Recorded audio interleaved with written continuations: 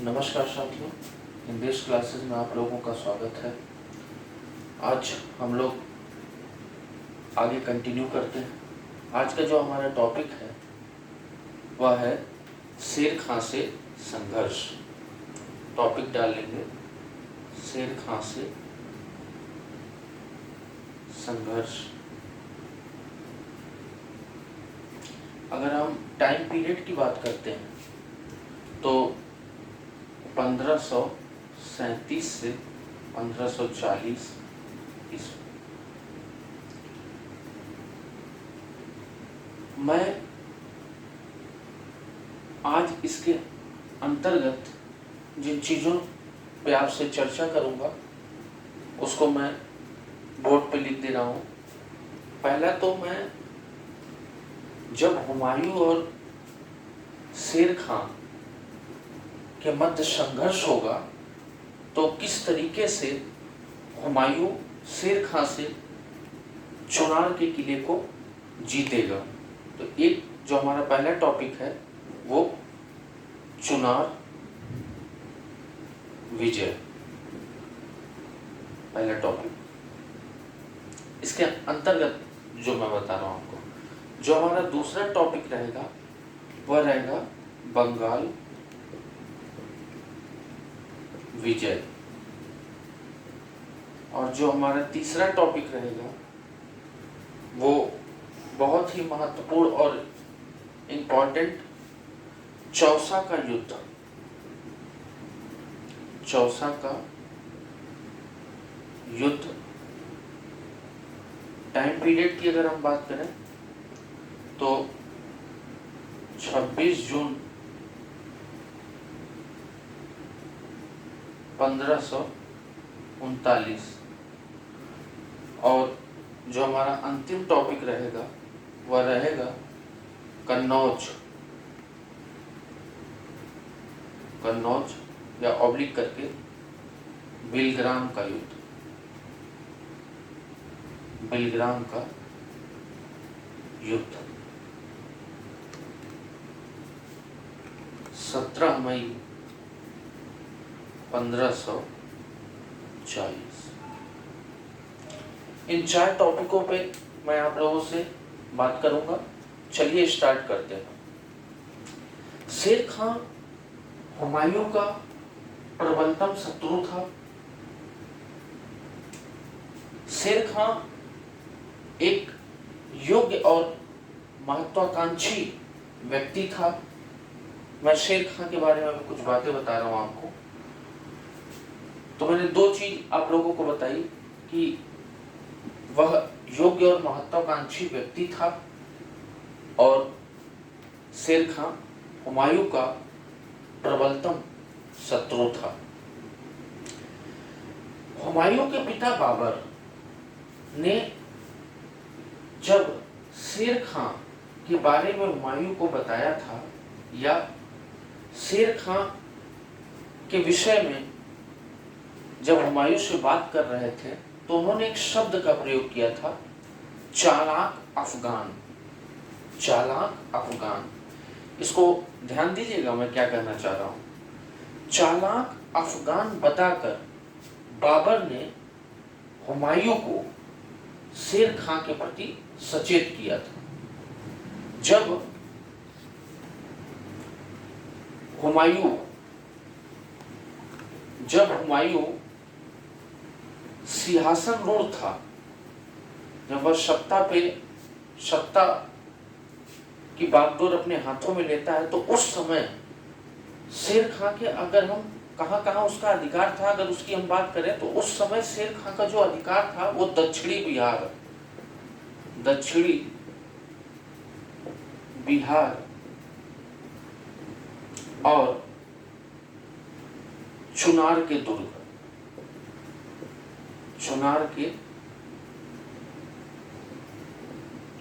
दुर्ग पर शेर खां का अधिकार था। देखिएगा, उधर जब हुमायूं बहादुर शाह के विरुद्ध व्यस्त था, जब बहादुर शाह से हुमायूं का संघर्ष चल रहा था, तब इसी समय शेर खां अपनी शक्ति को सुदृढ़ करने में लगा हुआ था। वह बिहार और बंगाल में अपने आप को शक्तिशाली करने में लगा हुआ था। अगर हम बिहार की बात करें तो मैंने अभी आपको बताया कि जब हुमायूं गद्दी पे बैठा तो उस समय दक्षिणी बिहार में इसकी स्थिति ठीक थी शेर खां की। बाद में बिहार में इसकी शक्ति सुदृढ़ हो गई और बंगाल के कई परगना पर इसका अधिकार हो गया। किसका? शेर खां का। बंगाल के कई परगना पर शेर खां का अधिकार हो गया। 1536 ईस्वी में, डेट जरूर याद रखेंगे क्योंकि कभी कभी एग्जाम में डेट से भी क्वेश्चन आ जाते हैं, कब आक्रमण किया, तो याद रखेंगे, इसीलिए मैं बता दे रहा हूं डेट आपको। 1536 ईस्वी में शेर खां ने 1536 ईस्वी में शेर खां ने बंगाल पर आक्रमण किया और वहां की राजधानी गौड़, वहां की राजधानी क्यों गौड़ पर अधिकार कर लिया। जब इसने बंगाल पर आक्रमण किया उस समय वहां का जो शासक था उसका नाम था महमूद शाह। इंपॉर्टेंट है, महमूद शाह। ये बंगाल का शासक है। यह एक अयोग्य शासक था। देखिए किस तरीके से शेर खां ने बंगाल पे अधिकार कर लिया। ये जो महमूद शाह थे, इन्होंने शेर खां को 13 लाख दिनार दिया और शेर खां से संधि कर ली। उधर जब बंगाल पे शेर खां का अधिकार हो गया तो इसका जो पुत्र था कुतुब खां, जो आगरा में था, मुगलों की सेवा में जो भेजा गया था, वो वहां से अपनी सैन्य टुकड़ी लेके भागकर अपने पिता शेर खां के पास आ जाता है। तो अभी तक जो मैंने आपको बताया उसमें आपने देखा किस तरीके से दिनों दिन शेर खां अपने शक्ति में वृद्धि कर रहा है। इसके साथ ही साथ वह बंगाल को अपने अधिकार क्षेत्र में कर लेता है। अब जो मैं आपसे बात करने जा रहा हूं वो जो मैंने अभी टॉपिक लिखा था चुनार विजय, इस पर मैं आपसे बात करूंगा। ये चुनार के दुर्ग पर शेर खां का अधिकार है। अब किस तरीके से देखिए मुगलों का चुनार के दुर्ग पे अधिकार हो जाएगा। दिलावर खां के परामर्श पर, एक व्यक्ति है दिलावर खां, नाम देख लीजिए, दिलावर खां के परामर्श पर 23 जुलाई 1537 ईस्वी को हुमायूं शेर खां के विरुद्ध प्रस्थान करता है और चुनार के दुर्ग का घेरा डालता है, जो कि शेर खां के अधीन है। लेकिन चुनार के दुर्ग का जो रक्षक है वो शेर खां का पुत्र कुतुब खां है।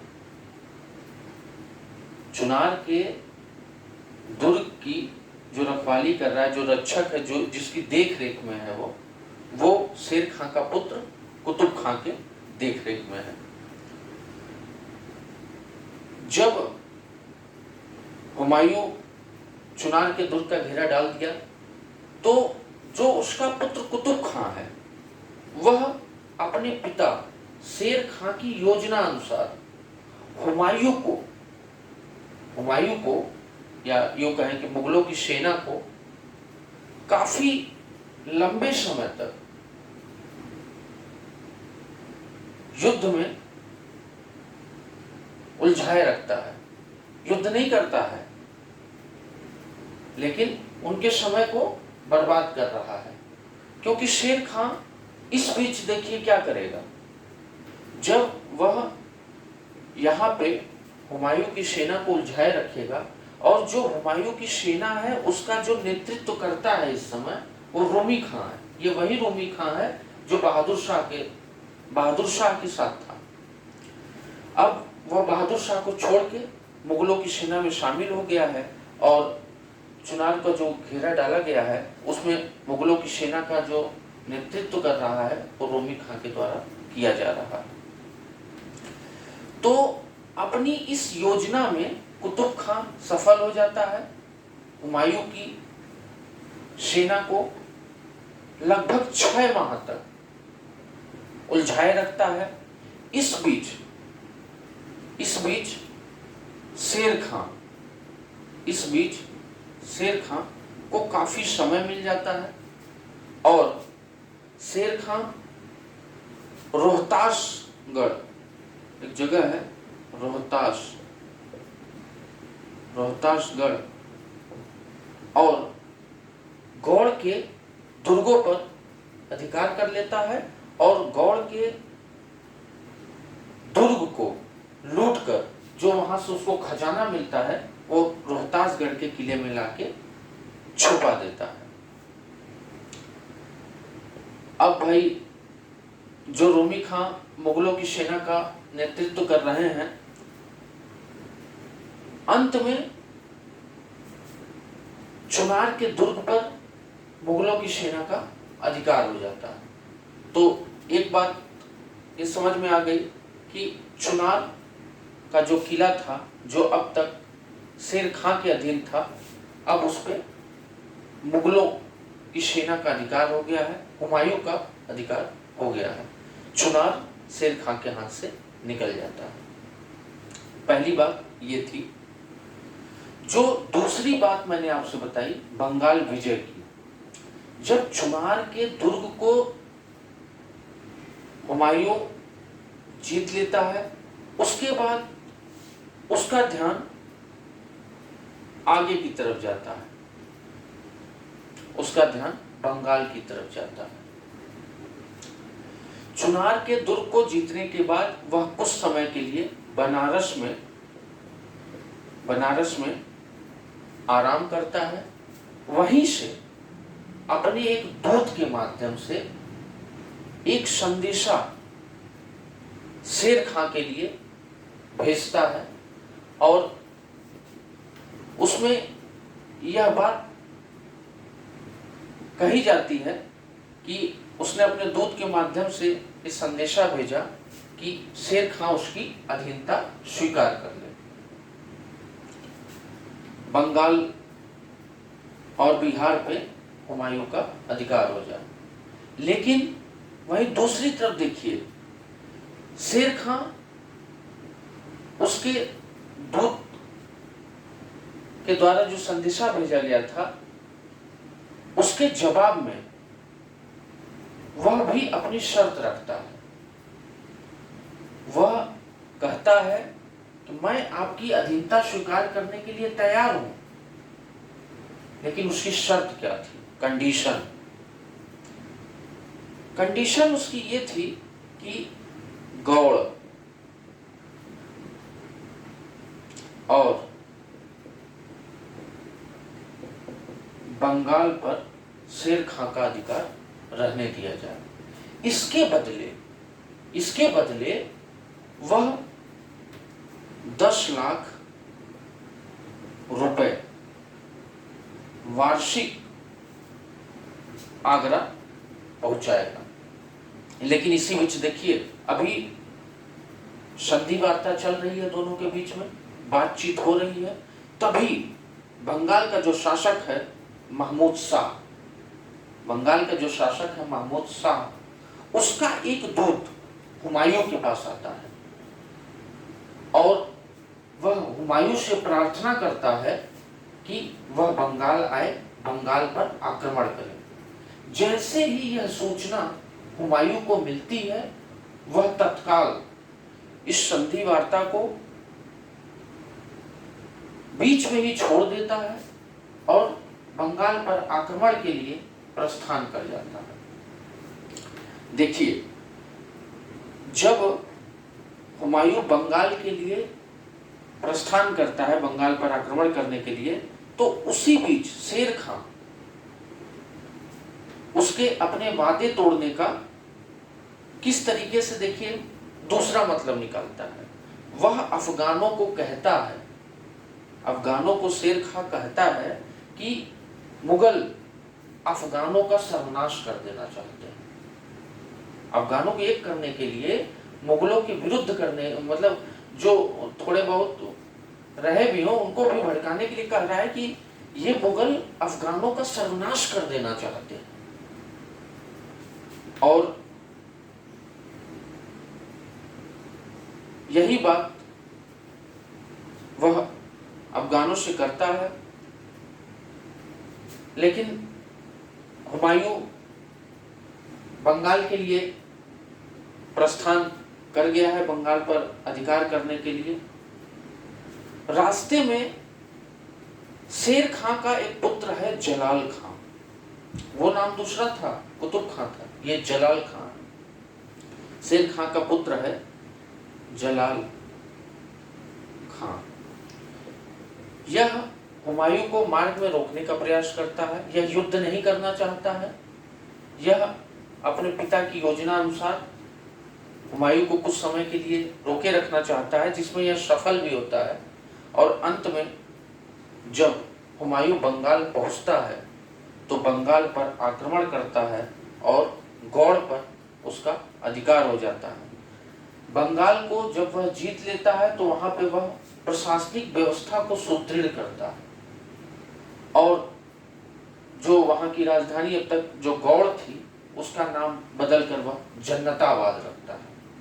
ये बहुत ही इंपॉर्टेंट है, इस नाम को आप याद रखेंगे। गौड़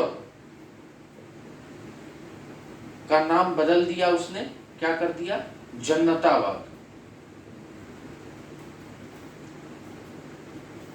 इसके बाद जब बंगाल पे हुमायूं का अधिकार हो जाता है तो वह कई महीनों तक आमोद प्रमोद में लीन हो जाता है। इसीलिए कहा गया है कि बंगाल विजय हुमायूं के लिए पतन का कारण बने, क्योंकि इसके बाद हुमायूं आराम करने लगता है, आमोद प्रमोद में लीन हो जाता है। और वहीं दूसरी तरफ शेर खां अपनी शक्ति को सुदृढ़ करने के लिए, मजबूत करने के लिए लगातार संघर्षरत रहता है। बनारस पे कड़ा, संभल आदि जगहों पे उसका अधिकार हो जाता है, क्योंकि वो लगा हुआ है अपने आप को, अपनी शक्ति को, अपने आप को शक्तिशाली बनाने के लिए वो लगातार संघर्ष कर रहा है। इन जगहों पे उसका अधिकार हो जाता है। इसके अलावा वह जौनपुर और चुनार का घेरा डालता है। देखिए, अभी चुनार जिसको हुमायूं जीत चुका है, बंगाल पे हुमायूं का अधिकार हो गया है। बंगाल जीतने के बाद बंगाल की जीत निरुद्देश्य साबित हुई हुमायूं के लिए। यही इसके पतन का कारण बना, क्योंकि इसके बाद यह आराम करने लगा। वहीं दूसरी तरफ शेर खां लगातार संघर्ष करता रहा, तो उसका अधिकार हो गया बनारस पे, कड़ा पे, संभल पे। इसके अलावा जौनपुर और चुनार के दुर्ग को भी इसने घेर लिया। इसी बीच हुमायूं के पास एक सूचना मिली, एक सूचना पहुंची कि जो उसका भाई हिंदाल है, हुमायूं का जो भाई हिंदाल है, उसने हुमायूं के विश्वास पात्र शेख बहलोल नाम याद रखेंगे, शेख बहलोल की हत्या कर दी है और आगरा में स्वयं को स्वतंत्र बादशाह घोषित कर दिया है। जैसे ही यह सूचना हुमायूं को मिली, हुमायूं तुरंत बंगाल से आगरा जाने का निश्चय किया। लेकिन देखिए किस तरीके से, जब वो आराम कर रहा था तो शेर खां अपने आप को शक्तिशाली करने में लगा हुआ था, और बंगाल से आगरा जो जाने का मार्ग था उसको शेर खां ने अवरुद्ध कर दिया था।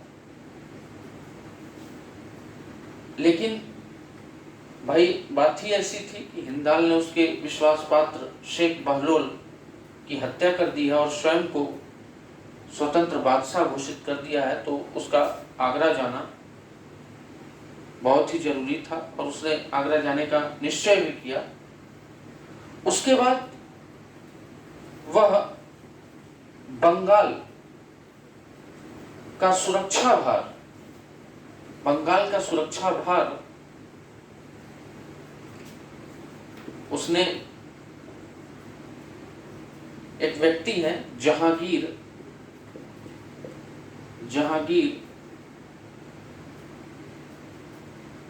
अली बेग, जहांगीर अली बेग को सौंप करके वह मार्च 1539 ईस्वी को आगरा के लिए प्रस्थान किया बंगाल से। तो दो टॉपिक पे हमारी आपकी बातचीत हो गई, एक तो चुनार को किस तरीके से उसने जीता और दूसरा बंगाल विजय। शेर खां से जो उसका संघर्ष हो रहा है, किस तरीके से वो शेर खां से इन दोनों जगहों पे जीत दर्ज किया और इनको अपने अधिकार क्षेत्र में ले लिया। अब जो सबसे महत्वपूर्ण बात है वो है चौसा का युद्ध। चौसा का युद्ध बहुत ही इंपॉर्टेंट है, एग्जाम में पूछा जाता है, डेट पूछा जाता है, किन दो पक्षों के मध्य हुआ, कारण पूछे जाते हैं, क्या वजह थी कि हुमायूं इस युद्ध में पराजित हो गया। तो जो चौसा का युद्ध था वो 26 जून 1539 ईस्वी को हुमायूं और शेर खां के मध्य लड़ा गया, जिसमें शेर खां विजयी हुआ। जब शेर खां को पता चला कि हुमायूं बंगाल से आगरा के लिए प्रस्थान कर रहा है, तो उसने अपने सैनिकों को, जो अलग अलग जगह थे, जैसे जौनपुर में कुछ थे, कुछ बिहार में थे, तो अपने सैनिकों को उसने अलग अलग स्थानों से एक जगह इकट्ठा करने का निर्णय लिया। वह जगह जो थी उसका नाम, जो अगर मैं बताऊं आपको, तो रोहतासगढ़ के किले के निकट उसने अपनी सैनिकों को इकट्ठा करना प्रारंभ किया। उधर देखिए, हुमायूं बंगाल से आगरा के लिए प्रस्थान कर रहा है। गंगा को पार कर ग्रांड ट्रंक रोड से आ रहा है। यह हुमायूं की सबसे बड़ी भूल थी। हुमायूं की ये सबसे बड़ी भूल इसलिए थी क्योंकि वह जिस मार्ग से आ रहा था वहां पे अफगानों का वर्चस्व था। वहां पे पहले से ही अफगानों का अधिकार था। तो ये हुमायूं की बहुत बड़ी भूल थी। जब हुमायूं गंगा को पार करके ग्रांड ट्रंक रोड के रास्ते से चला आ रहा था तो वह चौसा पहुंचा ही था, चौसा के निकट पहुंचा ही था कि उसी समय कर्मनाशा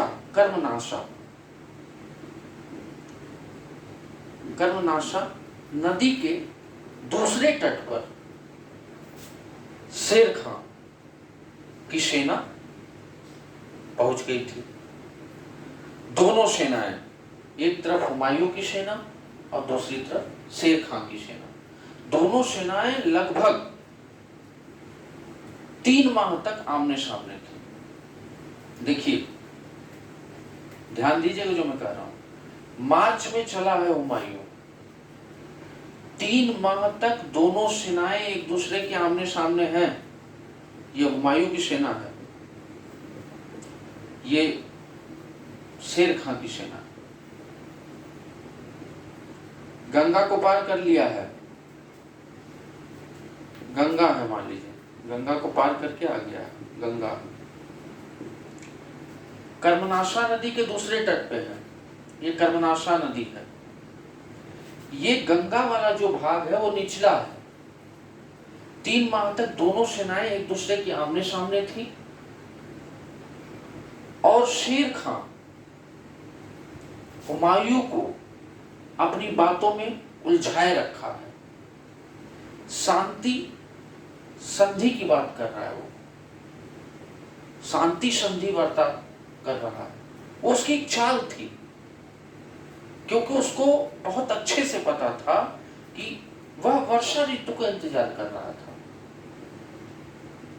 ये मैं कारण आपको बता रहा हूं किस तरीके से चालाकी से वह चौसा के युद्ध को जीत लिया था। वह वर्षा ऋतु का इंतजार कर रहा था।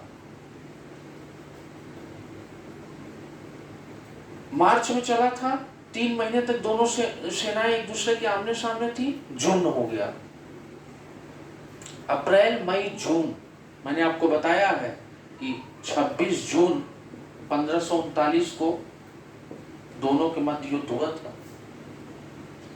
जब वर्षा ऋतु आ गई और पानी बरसने लगा तो जो हुमायूं की सेना थी वह जिस स्थान पे थी, गंगा नदी को जो पार करके वो आई थी और दूसरी तरफ कर्मनाशा नदी के तट पर जो उसकी सेना थी, तो जो हुमायूं की जो सेना थी जिस स्थान पे थी वह नीचे था। जब वर्षा होनी शुरू हो गई तो जब जल स्तर बढ़ा तो बाढ़ आ गया, और बाढ़ आ गया तो हुमायूं के शिविर में पूरा पानी भर गया। यही चाह रहा था शेर खां। उसके तोपखाने नाकाम हो गए, काम ही नहीं कर रहे थे। मुगलों की सेना पूरी तरीके से अस्त व्यस्त हो गई। इसी स्थिति का फायदा उठाते हुए 26 जून 1539 ईस्वी को अफगानों ने हुमायूं की सेना पे आक्रमण कर दिया और बहुत ही अधिक मात्रा में मुगल सैनिक मारे गए। हुमायूं वीरता से अफगानों की सेना का सामना किया, लेकिन जब उसकी भुजा में तीर लग गया और वह घायल हो गया तो वह अपने घोड़े के साथ गंगा नदी में कूद गया। देखिए, गंगा नदी में कूद गया। लेकिन एक व्यक्ति है जिनका नाम है निजाम, बहुत ही इंपॉर्टेंट। निजाम नामक भिस्ती ने हुमायूं की जान बचाई। इसी निजाम नामक व्यक्ति को जब हुमायूं आगरा पहुंचा तो आधे दिन का या एक दिन का, आधे दिन का बादशाह बनाया था। इन्होंने इनकी जान बचाई थी निजाम ने। तो इसी वजह से इन्होंने निजाम को एक दिन का आगरा का बादशाह बनाया था। देखिए किस तरीके से शेर खान चालाकी से चौसा के युद्ध को जीत लेता है, और इस युद्ध को जीतने के बाद शेर खां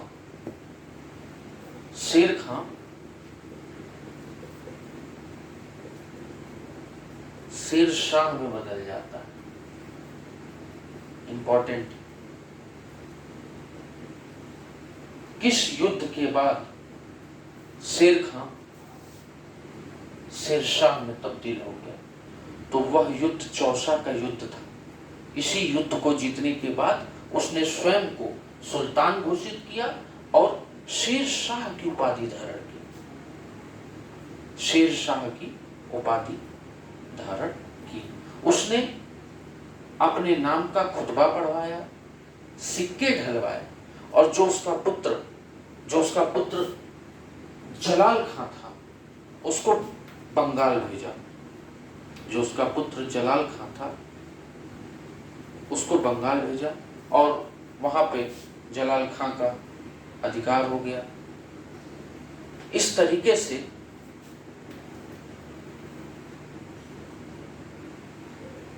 चौसा के युद्ध में शेर खां विजयी हुआ और हुमायूं की पराजय हुई। ये तो चौसा का युद्ध था। आज के हमारे इस वीडियो में जो हमारा अंतिम टॉपिक है, चौसा के युद्ध के बाद कन्नौज, इसको हम बेलग्राम भी कहते हैं, कन्नौज पब्लिक बेलग्राम में कह सकते हैं। बेलग्राम का युद्ध हुआ। अगर हम समय की बात करें तो 17 मई 1540 ईस्वी में इस युद्ध में फिर पुनः हुमायूं पराजित हुआ, शेर खां विजयी हुआ, और ये वही युद्ध है, यह युद्ध निर्णायक सिद्ध हुआ। एक निर्णय निकल के आया इस युद्ध का। इसी युद्ध के बाद हिंदुस्तान की सत्ता मुगलों के हाथ से निकल के द्वितीय अफगानों के हाथ में चली गई। और इस युद्ध में जब हुमायूं पराजित हुआ तो कहा गया कि इस युद्ध ने हुमायूं के भाग्य का अंत कर दिया और द्वितीय अफगान राज्य की सत्ता का मार्ग प्रशस्त किया। डेट याद रखेंगे, 17 मई 1540 ईस्वी। हुमायूं और शेर शाह, अब शेर खां नहीं कहूंगा, हुमायूं और, अगर किन पक्षों के मत हुआ था तो हुमायूं और शेर शाह। शेर शाह इसलिए बोल रहा हूं क्योंकि इससे पहले वाला जो युद्ध था चौसा का युद्ध, उसको जीतने के बाद उसने शेर शाह की उपाधि धारण कर ली थी, इसलिए बोल रहा हूं। इन दो पक्षों के मत हुआ था और इसमें शेर शाह विजयी हुआ था और हुमायूं पराजित हुआ था, और यह एक निर्णायक युद्ध रहा। और इसी युद्ध ने मुगलों की सत्ता का अंत किया और द्वितीय अफगान राज्य की सत्ता का मार्ग प्रशस्त किया। तो आज बस इतना ही। अब देखिए किस तरीके से हुमायूं का निर्वासन होगा। 1540 से 1555 ये 15 साल किस तरीके से हुमायूं का निर्वासन होगा, इसके विषय में हम कल पढ़ेंगे। हाँ, आप लोग पुरानी वाली वीडियो जरूर देख लीजिएगा। और जिन लोगों ने अब तक चैनल को सब्सक्राइब नहीं किया है, सब्सक्राइब कर लें, ज़्यादा से ज़्यादा शेयर करें। तो यही है, बाकी हम अपने वीडियो में कल बात करेंगे। नमस्कार सर।